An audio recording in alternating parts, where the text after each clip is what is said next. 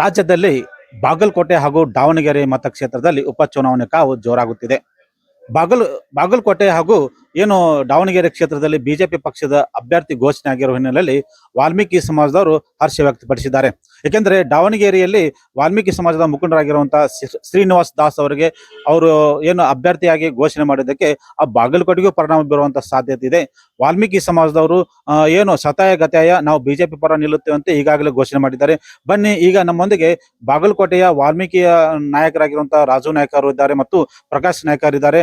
ಅವ್ರಿಗೆ ಒಂದು ಮಾಹಿತಿ ಕೇಳೋಣ. ಯಾಕಂದ್ರೆ ಇದೇ ಮೊದಲ ಬಾರಿಗೆ ವಾಲ್ಮೀಕಿ ಸಮಾಜದವರಿಗೆ ಪಕ್ಷ ಟಿಕೆಟ್ ನೀಡಿದ್ದಕ್ಕೆ ಅವರು ಹರ್ಷ ವ್ಯಕ್ತಪಡಿಸ ಜೊತೆಗೆ ನಾವು ಇನ್ಮೇಲೆ ಬಿಜೆಪಿ ಪರವಾಗಿ ನಿಲ್ಲುತ್ತೆ ಅಂತ ಹೇಳಿಕೆ ನೀಡಿದ್ದಾರೆ. ಬನ್ನಿ ಸರ್, ನಮಸ್ಕಾರ. ನಮಸ್ಕಾರ ಸರ್. ಈಗ ವಾಲ್ಮೀಕಿ ಸಮಾಜದವರು ಏನು ಬಿಜೆಪಿಯಿಂದ ಟಿಕೆಟ್ ಕೊಟ್ಟಿದ್ದಾರೆ, ಆ ಬಗ್ಗೆ ನೀವೇನು ಹೇಳ್ತಿದ್ದೀರಿ?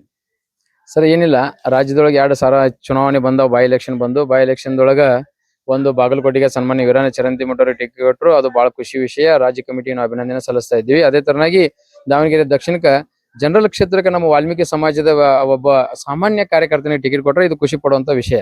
ಸಾಮಾಜಿಕ ನ್ಯಾಯ ಅಂತೇಳಿ ಬೊಬ್ಬೆ ಹೊಡಿತಾ ಇರುವಂತ ಕಾಂಗ್ರೆಸ್ಸಿಗೆ ಮುಖಭಂಗ ಈಗ. ಯಾಕಂದ್ರೆ ಅಸಲಿ ಸಾಮಾಜಿಕ ನ್ಯಾಯ ಏನಾದ್ರು ಇದ್ರೆ ಅದು ಬಿಜೆಪಿ ಒಳಗಿರ್ತದೆ. ಬಿಜೆಪಿ ಒಳಗೊಬ್ಬ ಜನರಲ್ ಕ್ಷೇತ್ರದೊಳಗ ಒಬ್ಬ ಎಸ್ ಟಿ ಸಮಾಜದವ್ರಿಗೆ ಒಂದು ಟಿಕೆಟ್ ಕೊಟ್ಟಿದ್ದು ಬಹಳ ಹರ್ಷದಾಯಕವಾದಂತದ್ದು.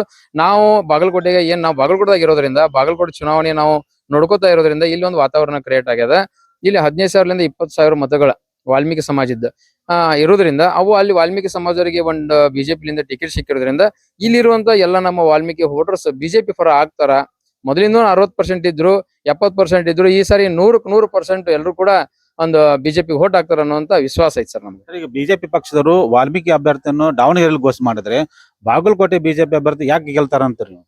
ಸರ್, ಒಟ್ಟು ಎಲ್ಲಾರು ನಮ್ಮ ಸಮಾಜಕ್ಕೆ ಒಂದು ಪ್ರಾತಿನಿಧ್ಯ ಸಿಗ್ತಲ್ಲ ಸರ್. ನಮ್ಮ ಮನುಷ್ಯ ನಾಳೆ ಅದು ನಮ್ಮ ಜಿಲ್ಲೆಗೂ ಆಗ್ಬೋದು. ಹಂಗೆ ಅವಾಗ ಅವ್ರು ವ್ಯಕ್ತಪಡಿಸ್ತಾರ. ಇಡೀ ರಾಜ್ಯದೊಳಗೆ ವಾಲ್ಮೀಕಿ ಸಮಾಜ ಅಲ್ಲಿ ಬೇರೆ ಇಲ್ಲಿ ಬೇರೆ ಅಂತ ಇರಂಗಿಲ್ಲ ಸರ್. ಈ ರಾಜ್ಯದಾಗ ಏನು ಸಂದೇಶ ಬಂದ್ರು ಒಂದೇ ಸಂದೇಶ. ಅಲ್ಲಿ ಕೊಟ್ಟರು ನಮಗೆ ಕೊಟ್ಟಟ್ಟು ಖುಷಿ ಆಗ್ಯದ. ಇಲ್ಲಿ ಅಂದ್ರೆ ಈಗ ಕಾಂಗ್ರೆಸ್ ಪಕ್ಷದಲ್ಲಿ ಪ್ರಮುಖವಾಗಿ ಸತೀಶ್ ಜಾರಕಿಹೊಳಿ ಅವರು ವಾಲ್ಮೀಕಿ ಸಮಾಜದವರು, ಅವರಿಗೆ ಒಂದು ಈ ಕ್ಷೇತ್ರ ಹೆಗಲ ಮೇಲೆ ಕೊಟ್ಟಿದ್ರೆ ಗೆಲ್ಲಿಸ್ಬೇಕಂತ. ಮತ್ತೆ ಅವರೇ ನಿಂತು ಮಾಡುವಾಗ ನಿಮಗೆ ಇಲ್ಲಿ ಭಾಗದಲ್ಲಿ ಆಗ್ಬೋದು, ಏನು ದಾವಣಗೆರೆ ಭಾಗದಬಹುದು, ಅದು ಗೆಲ್ಲುವಂತ ವಿಶ್ವಾಸ ನಿಮಗೆ ಯಾಕಿದೆ ಅಂತ? ಸರ್, ಸತೀಶ್ ಸಾವ್ಕಾರು ಮತ್ತು ಕಾಂಗ್ರೆಸ್ ನಾಯಕರು ಕೂಡ 2 ಕ್ಷೇತ್ರದಾಗ ಒಂದು ಕ್ಷೇತ್ರಕ್ಕೆ ಎಸ್ ಟಿ ಸಮಾಜಕ್ಕೆ ಟಿಕೆಟ್ ಕೊಡಿಸಿದ್ರೆ ಈ ಸಮಸ್ಯೆ ಬರ್ತಿತ್ತು ಸರ್. 2 ಕಡೆನೂ ಎಸ್ ಟಿ ಸಮಾಜಕ್ಕೆ ಟಿಕೆಟ್ ಸಿಕ್ಕಿಲ್ಲ ಸರ್. ಆದ್ರೆ ಏನಾಗಿದೆ, ಈಗಾಗಲೇ ಕಾಂಗ್ರೆಸ್ನೊಳಗ ನಾಗೇಂದ್ರ ಅವರನ್ನು ಹೊರಗೆ ಹಾಕಿದ್ರು, ಒಳ್ಳೆ KN ರಾಜನ್ ಅವ್ರನ್ನು ಹೊರಗೆ ಹಾಕಿದ್ರು. ಸತೀಶ್ ಸಾವ್ಕಾರ್ ಒಬ್ರು ಉಳ್ದಾರ. ಈಗ ಅವ್ರ ಜೊತೆ ಸತೀಶ್ ಸಾವ್ಕಾರ್ ಕಾಂಗ್ರೆಸ್ನಾಗ ಉಳ್ದಾರ.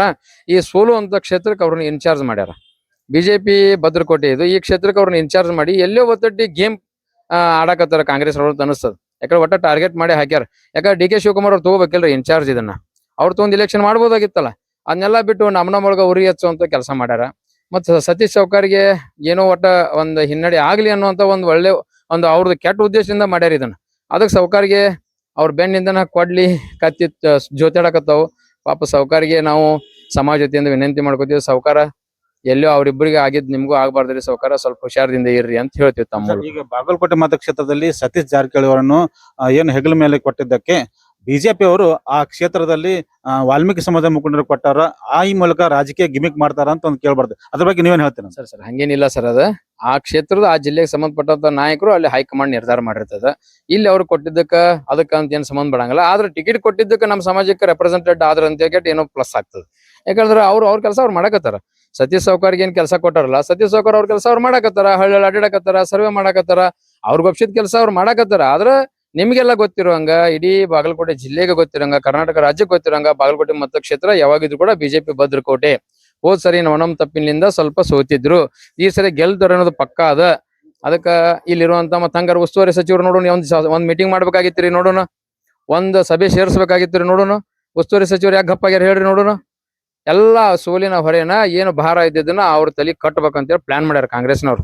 ಅದಕ್ಕೆ ಸಾವ್ಕಾರ್ಗೆ ವಿನಂತಿ ಮಾಡ್ಕೋತೀನಿ, ಈ ಮೋಸಕ್ಕೆ ಬಲಿ ಆಗ್ಬೇಡ್ರಿ ಸಾವ್ಕಾರ, ಸ್ವಲ್ಪ ಎಚ್ಚರಿಕೆ ನಡಿಗೆ ಇಡ್ರಿ ಸಾವ್ಕಾರ ಅಂತ ಹೇಳ್ತಾರೆ. ಈಗ ಬಿಜೆಪಿ ಪಕ್ಷದವರು ಒಂದೇ ಕಲ್ಲಿಗೆ 2 ಹಕ್ಕಿ ಹೊಡೆಯುವಂತ ತಂತ್ರ ಮಾಡಿದಾರ ಅಂತ ಅನಿಸ್ತಾ ಇದೆ ನಿಮಗೆ?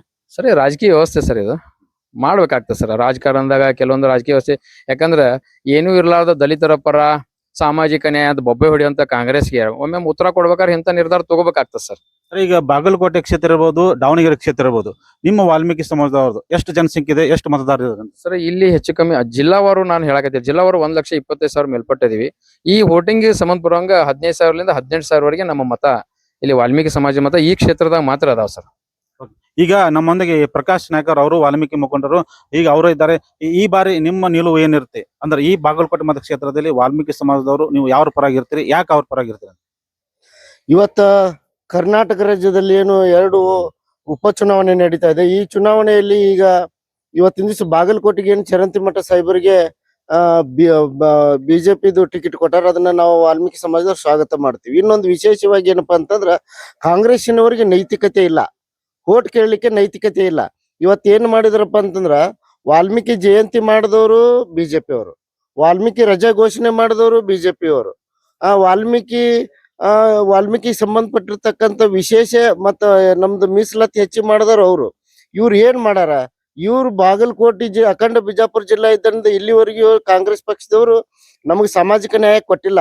ಸಾಮಾಜಿಕ ನ್ಯಾಯ ಅಂತ ಹೆಂಗ್ ಹೇಳ್ತಾರ ಅಂದ್ರ ಅಹಿಂದ ಅಂತ ಬಂದಾಗ ಅಷ್ಟೇನ ಬೇಕು, ನಾವು ಲೆಕ್ಕಕ್ಕೆ ಅಷ್ಟೇ ಬೇಕು. ಅವರೆಲ್ಲ ಉಳಿದದ್ದು ಎಲ್ಲ ಭೋಗ ಮಾಡಕ್ ಅವ್ರೆ.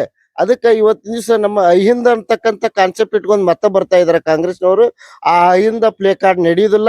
ಇವತ್ತು ನಾವು ಪ್ರಜ್ಞಾವಂತರಾಗಿದ್ದೀವಿ. ನಾವು ಅಹಿಂದ ಸಿದ್ದರಾಮಯ್ಯನವ್ರು ಅಂತೇಳಿ ಸಾವುಕಾರ ಮಾತು ಕೇಳಿ ಬಾದಾಮಿ ಒಳಗೆ ಇಲೆಕ್ಷನ್ ಮಾಡಿದ್ವಿ. ಅಹಿಂದ ಸಂಬಂಧಪಟ್ಟಂಗ ನಿಮ್ಮ ಸತೀಶ್ ಜಾರಕಿಹೊಳಿ ಅವರು ಸಹ ಪ್ರಮುಖವಾಗಿ ಪಾತ್ರ ತಗೊಂಡಾರ. ಅವರು ಮತ್ತೆ ನಿಮ್ಮ ವಾಲ್ಮೀಕಿ ಸಮಾಜ ಮುಖಂಡರು ಅವ್ರ ಮೂಲಕ ನಿಮ್ಮನ್ನು ಸೆಳೆಯುವ ಯತ್ನ ಮಾಡಿದ್ರೆ ಅವಾಗ ನೀವೇನ್ ಹೇಳ್ತೀರ? ಇವತ್ತ ನಾವು ಸಾವುಕಾರನ ಒಪ್ಕೊಂತೀವಿ, ನಮ್ಮವರು, ನಮ್ಮ ಹಿರಿಯರು. ಆದ್ರೆ ಈ ಕಾಂಗ್ರೆಸ್ ಪಕ್ಷ ಬಾಗಲಕೋಟೆ ಜಿಲ್ಲೆಯಲ್ಲಿ ಅಖಂಡ ಬಿಜಾಪುರ ಜಿಲ್ಲೆ ಇದ್ದರಿಂದ ಇಲ್ಲಿವರೆಗೂ MLA MP ಬ್ಯಾಡ ನಮಗ. MLC ನಿಗಮ ಮಂಡಳಿ ಜಡ್ಪಿ ಅಧ್ಯಕ್ಷರ ಮಾಡ್ಬೇಕ, ಒಂದು ಬೋರ್ಡ್ ಡೈರೆಕ್ಟರ್ ಮಾಡ್ಬೇಕ. ನಾವು ಸಾವುಕಾರನ ಕೇಳ್ಕೊಂಡು 20 ವರ್ಷ ಚುನಾವಣೆ ಮಾಡಿವಿ, ಸಾವುಕಾರ ನಿಂದ್ರಂದಲ್ಲೇ ನಿಂತೀವಿ. ಇವತ್ತ ಸಾವುಕಾರ ಈ ಬಾಗಲಕೋಟೆ ಮತಕ್ಷೇತ್ರದಲ್ಲಿ ಅವ್ರು ಇಷ್ಟು ಸರಿ ಬಂದು ಇಲ್ಲಿ ಎಲ್ಲಾರನ್ನು ಗೆದ್ದಿಸಿ ಹೋಗ್ಯಾರ. ಎಲ್ಲರ ಬಗ್ಗೆ ಕ್ಯಾಂಪೇನ್ ಮಾಡಲ್ಲ.